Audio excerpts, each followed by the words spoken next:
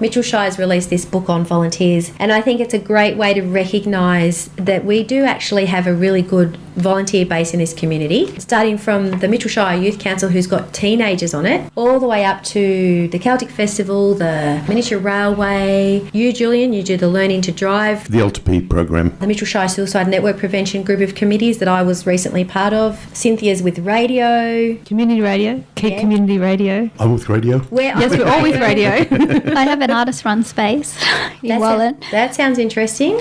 It's in our shop on the corner of Watson and High Street. There's a gallery there and people can exhibit their work.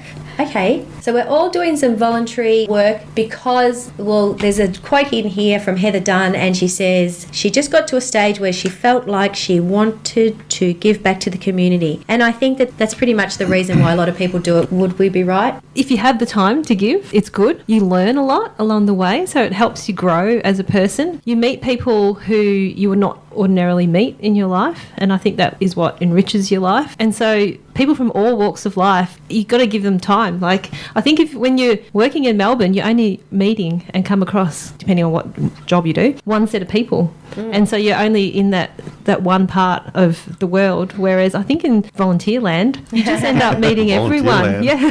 Well, let's call it volunteer variety land. Yeah. One of the recent workshops I went to was all about the core needs that people have, and it got me thinking a lot about volunteers. And the core needs, I'll read them out, are connectivity, certainty, contribution, learning, uncertainty, and significance. Significance is an important core need that we all have. Some have it more than others. But I think that people that do go into volunteer land have this urge to feel significant and to bring significance to other people.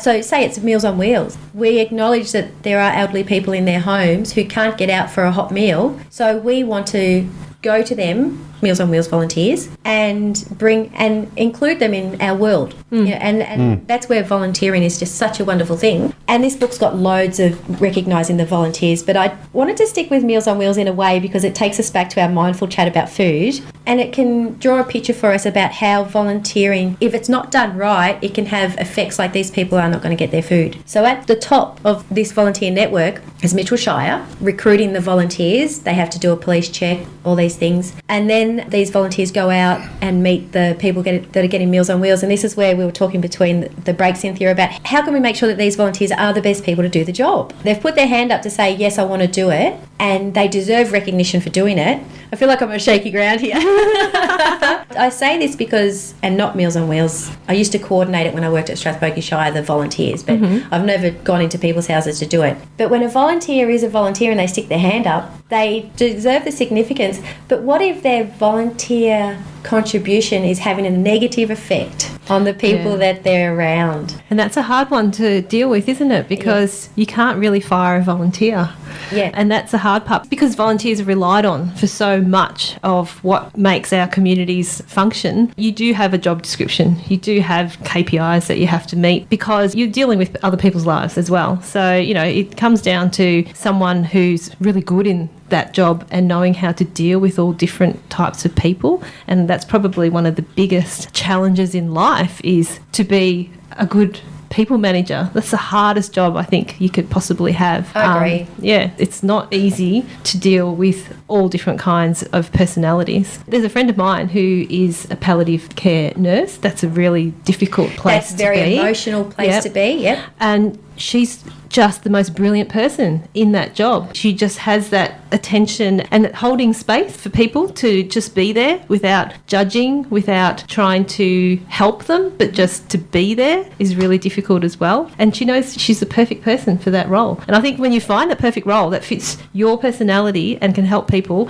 that would be the absolute dream. But I think if a person decides they're going to volunteer, you're not going to get a negative person, are you? Because that person wants to do it. It's a voluntary thing. You're not going to get any money for it. In the end, obviously, you get thanks and you get that feeling of doing something. You were saying you can't get the sack, but I can't see it in my mind that someone can actually volunteer to volunteer and be wrong at it.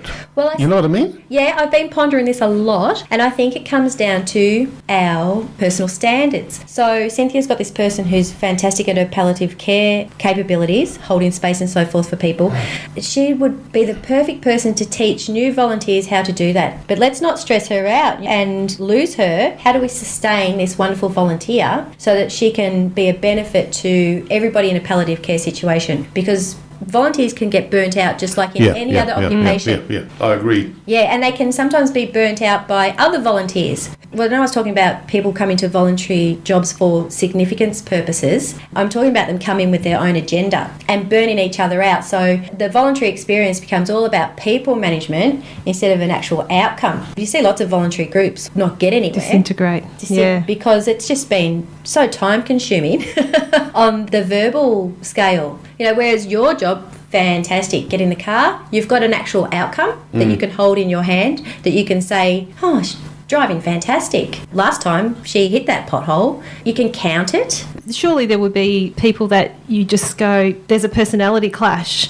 There's no way I can... I did have one, actually. Yeah. Yes, I did have one. This particular person, I had to stop. You sacked yourself. Yeah, basically I did, yeah. I love going out there. I love the feeling of saying, right, I'm going out with this kid, teach a kid how to drive. I get a kick out of it. But this one I just didn't. I'd get up in the morning and think, I've got to go and teach this kid how to drive. No, I can't do it. Yeah.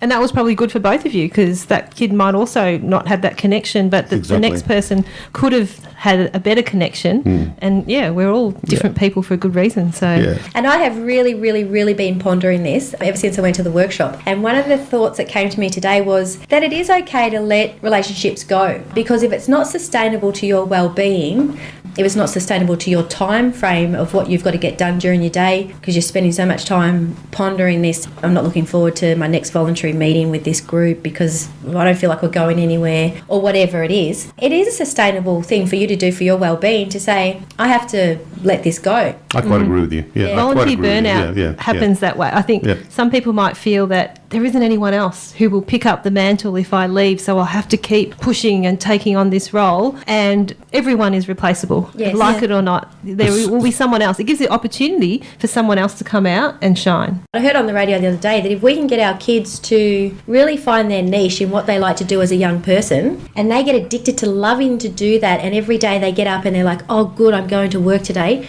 whether it be working on cars or whether it be bookkeeping. Oh geez, I love bookkeeping. And they want to get up and they want to go to work. You've got to love what you do. Otherwise you're just living to work to live. Yeah, I think you have to have that attitude of positive expectation that there is a job out there for you, and it might be that you have to volunteer To find it. Yeah.